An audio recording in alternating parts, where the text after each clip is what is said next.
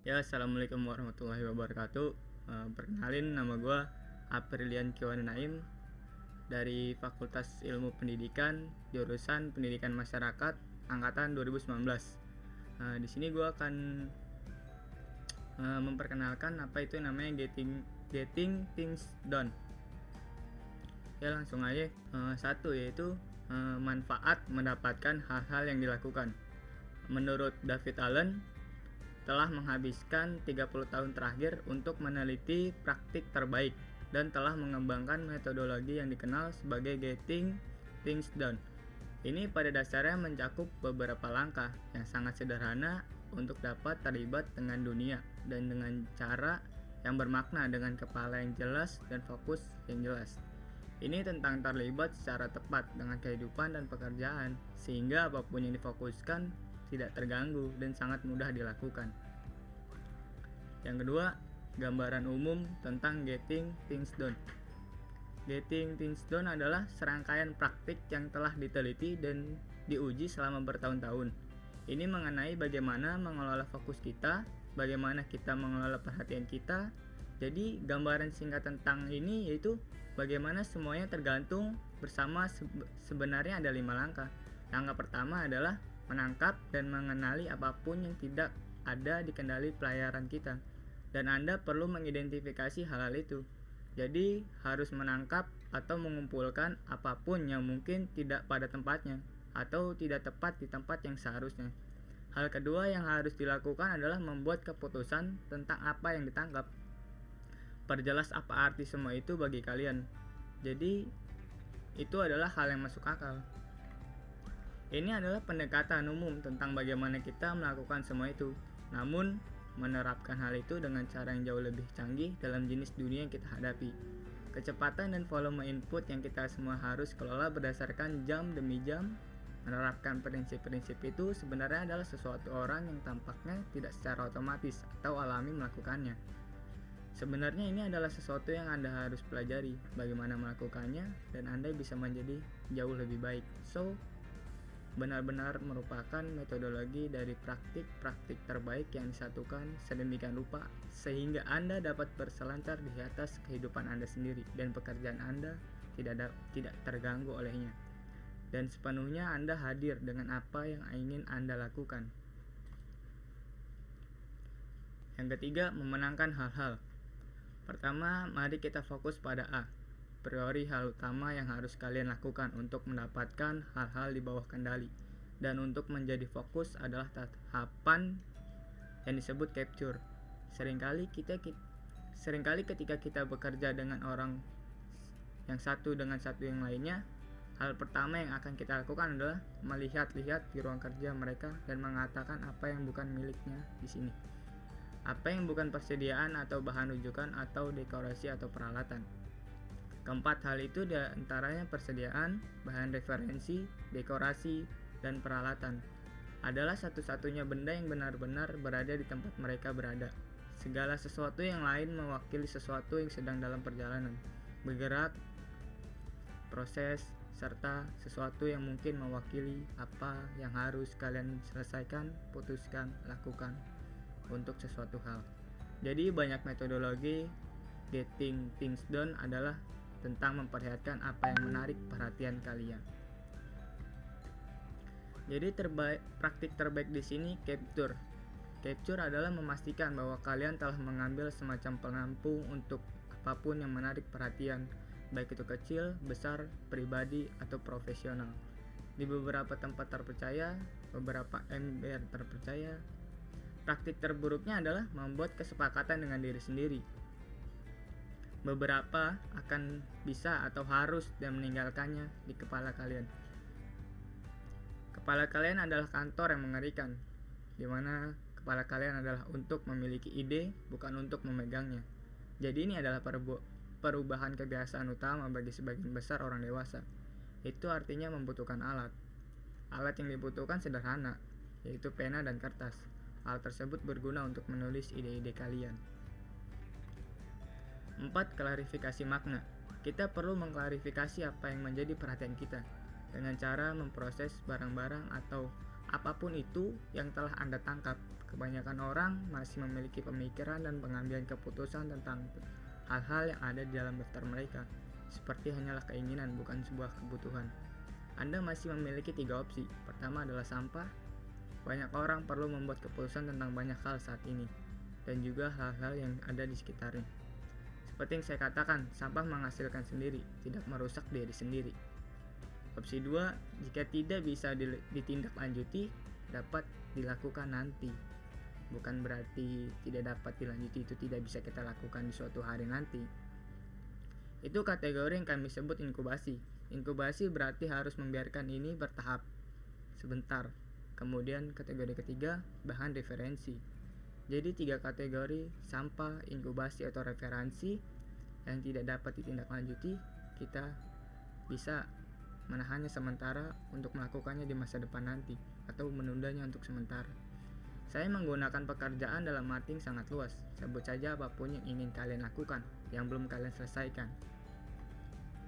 Jadi klarifikasi berarti pertama-tama kita telah menangkap apa yang menarik perhatian kita. Kemudian kita perlu menaruh perhatian kita yang lebih spesifik pada hal itu untuk menemukan dengan tepat apa artinya, karena pergi ke tahap berikutnya, yaitu untuk atur hasil itu, mengklarifikasi apa artinya ini dan kategori mana yang mereka masuki adalah langkah utama untuk memulainya kembali. 5. Do, delegate, and defer. Setelah Anda memutuskan apa tindakan selanjutnya pada item yang dapat ditindaklanjuti, Anda memiliki 3 opsi. Pertama-tama, Anda benar-benar dapat melakukan tindakan saat itu adalah rekomendasi kami jika tindakan itu dapat dilakukan dalam 2 menit atau kurang. Ini adalah aturan 2 menit yang dikenal dari Getting Things Done. Aturan 2 menit hanya mengatakan jika Anda memutuskan item tindakan dan di mana Anda berada dan konteksnya. Jika Anda benar-benar dapat menyelesaikan tindakan itu dalam waktu kurang dari 2 menit, lakukan saat itu juga. Ketika kita berbicara tentang pengorganisasian, salah satu kategori pengorganisasian kuncinya adalah agenda yang Anda selenggarakan untuk rapat dan juga untuk orang-orang. Jadi, delegasikan jika Anda bisa, serta jika Anda tidak bisa melakukan itu, perlu waktu lebih lama untuk melakukan item tindakan ini. Jadi Anda mungkin ingin melihat apakah ada tindakan 2 menit yang ada di sekitar Anda yang dapat Anda lakukan. Sekarang untuk merasakan itu, apakah ada sesuatu yang ingin Anda serahkan atau didelegasikan kepada orang lain? Lihat apakah ada sesuatu di sana yang mungkin ingin Anda lakukan hanya untuk berlatih ini. Dan jika itu adalah sesuatu yang harus Anda lakukan dan bertahan lebih lama dari 2 menit, serahkan jika Anda bisa. Dan jika Anda tidak bisa melakukan itu, tunda. Yang keenam, mengatur di mana barang-barang berada. Mengatur di mana barang-barang berada di sekarang Anda mungkin telah menangkap hal-hal yang menarik perhatian Anda dan mengklarifikasi apa artinya, dan kemudian melakukan beberapa tindakan 2 menit dan mendelegasikan beberapa hal, dan sekarang memiliki beberapa tindakan yang Anda butuhkan untuk melakukannya. Itu menggerakkan kita ke langkah ketiga, yaitu pengorganisasian. Pengorganisasian benar-benar berarti bahwa saya sekarang telah memutuskan apa artinya itu, sehingga saya hanya memikirkannya di tempat seperti itu. Pada dasarnya daftar adalah untuk sebagian besar yang Anda butuhkan. Dan pada level tindakan, ada beberapa jenis kategori berbeda yang menurut Anda berguna. Setelah Anda menentukan apa tindakan selanjutnya, Anda memiliki pilihan untuk memarkirkannya di kalender Anda, jika itu adalah sesuatu yang harus dilakukan secara spesifik dalam sehari-hari Anda. Namun, sebagian besar tindakan Anda bukan tindakan yang direncanakan. Tindakan itu harus dilakukan secara segera setelah Anda dapat melakukannya, di dalam dan sekitar acara di kalender Anda. Daftar yang sangat penting untuk ditambahkan bersama dengan tindakan Anda sendiri adalah penantian yang sangat penting. Daftar lain yang sangat penting untuk dimiliki Anda adalah daftar proyek Anda. Apa yang ingin kalian jalankan setelahnya? Kalian harus memilikinya itu. Yang 7, merefleksikan tugas Anda. Dalam merefleksikan suatu tugas, ketika sudah mendapatkan hal yang menarik perhatian Anda, sebaiknya Anda menjelaskan arti dan benar-benar mengaturnya dalam artian mengerti langkah atau tahapan apa yang ingin Anda kerjakan terlebih dahulu. Banyak orang yang sudah membuat jadwal atau daftar dalam merefleksikan tugas, akan tetapi mereka lupa dan tidak melihat daftarnya kembali. Ya seperti ide-ide kita, misalkan kita lagi ngapain atau lagi nongkrong, tiba-tiba kita memikirkan suatu ide, namun ide itu hanya terbesit dalam bentuk sementara dan menghilang begitu saja. Maka berusahalah mencatat dalam pikiran Anda atau otak Anda bahwa pikiran itu kadang-kadang bisa berguna di suatu saat nanti. Dalam langkah ini, tinjauan atau renungan bisa menjadi beberapa tahapan ketingkatan, serta semua tingkatan memiliki komitmennya. Jika Anda telah membuat beberapa daftar tindakan selanjutnya, maka itu akan menjadi sesuatu yang harus Anda perhatikan dan lihat dengan benar-benar karena itu termasuk waktu diskresioner. Yang ke-8 melibatkan tugas-tugas. Mengerjakan sesuatu dengan cara yang aneh bukan berarti menyelesaikan pekerjaan, tetapi tentang terlibat secara tepat. Kemampuan dalam apa yang kita lakukan sebagian besar didasarkan pada 4 praktik terbaik, yaitu saya sudah menangkapnya semua, saya sudah mengklarifikasi semuanya dalam hal apa artinya, tindakan dan hasil, saya telah memarkirnya di tempat yang tepat, dan saya melangkah mundur dan melihatnya kembali. Ketika membuat pilihan itu adalah pilihan terpercaya secara intuitif sebagai lawan dari harapan yang diliputi kecemasan. Kebanyakan orang membuat pilihan dari hal terbaru dan menyaringnya, dan mereka berharap itu benar. Jadi praktik terbaik dari semua ini adalah bekerja dengan seluruh sistem holistik untuk menyelesaikan sesuatu di mana saya bisa menangkap, mengklarifikasi, mengorganisir, melangkah mundur, meninjau, merefleksikan, dan menjaga arus itu. Mungkin saya membuat kesalahan, tetapi hal itu tidak menghilangkan tantangan, masalah, peluang, dan itu tidak selalu membuat Anda lebih pintar. Mereka menginginkan sehingga perlu bekerja lebih keras dan berkeringat karenanya. Yang ke-9, apa yang membuat GTD berbeda? Salah satu cara untuk memikirkannya adalah getting things done membuat orang mulai dengan di mana mereka berada, bukan dengan di mana seharusnya mereka berada. Ada banyak program hebat di luar sana dan buku-buku bagus dan hal-hal inspirasional.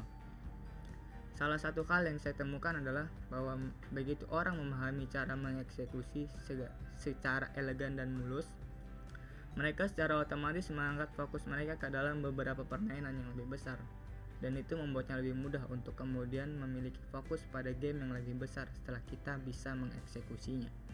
Cara berpikir tentang hal itu adalah beberapa lama waktu yang dibutuhkan untuk mengubah tujuan serta berapa lama untuk belajar mengeksekusi pada suatu tujuan. Getting things done cenderung berfokus pada sesuatu yang sangat penting untuk dapat menempatkan fokus kita di tempat yang kita inginkan, yaitu eksekusi. Yang ke-10, berapa lama untuk mengimplementasikannya? Kita sering ditanya berapa lama untuk mengimplementasikan hal ini. Ya, ada banyak cara untuk menjawabnya. Anda dapat menerapkan hal ini dengan segera. Hambatan terbesar untuk masuk dalam hal ini adalah kecanduan orang terhadap stres. Kesediaan mereka untuk bertoleransi tidak melakukan sesuatu. Jadi ketika Anda tidak menyelesaikan sesuatu itu akan membuat backlog. Hidup akan kembali dalam pikiran yang buruk dan Anda bisa melakukan usaha yang lebih serta meningkatkan standar yang ada pada diri Anda. Yang ke-11, bagaimana saya bertahan dengan itu? Saya mendengar dari banyak orang, jika hidup menjadi sulit dan Anda tidak dapat fokus pada hal yang Anda coba pelajari, Anda akan kembali ke pikiran yang menjadi gangguan untuk Anda.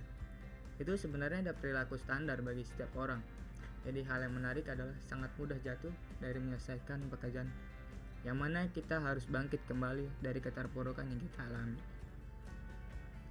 Menjalani proses itu dari jatuh bangkit, lalu jatuh lagi, bangkit lagi, dan seterusnya. Oleh karena itu kita harus tetap berjalan, melangkah untuk maju ke depan, dan selalu berproses untuk meningkatkan standar kemampuan yang ada dalam diri kita. Yang terakhir, langkah selanjutnya. Sebagai kesimpulan, mari kita lihat apa saja hal-hal yang mungkin ingin Anda lakukan setelah menonton program ini. Beberapa hal yang jelas harus dilakukan adalah menerapkan salah satu dari langkah-langkah ini yang mungkin belum Anda lakukan, yang mungkin Anda terinspirasi, atau paling tidak ingin kalian uji atau coba.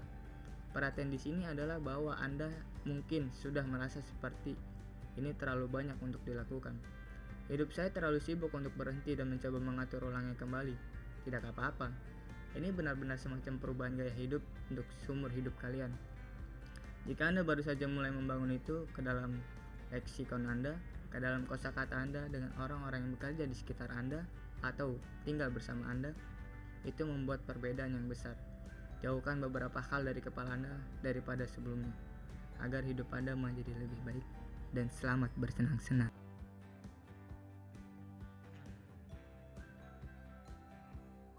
Terima kasih. Wassalamualaikum warahmatullahi wabarakatuh.